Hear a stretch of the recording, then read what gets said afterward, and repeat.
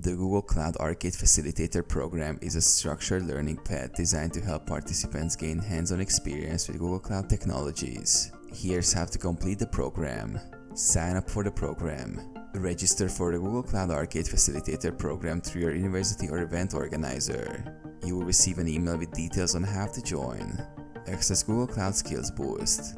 You'll be directed to the Google Cloud Skills Boost platform, where the program's quests and labs are hosted. Log in or create an account on Google Cloud Skills Boost to begin your journey. Complete assigned quests and labs. The facilitator will assign specific quests and labs. These are practical, hands-on challenges that teach key Google Cloud concepts such as virtual machines, Kubernetes, or BigQuery.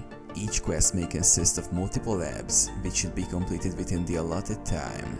Earn skill badges. As you complete each quest, you will earn skill badges, which demonstrate your proficiency in specific areas of Google Cloud.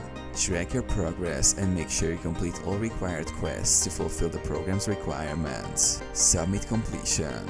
After completing the required quests, ensure you submit proof of completion to the facilitator if needed.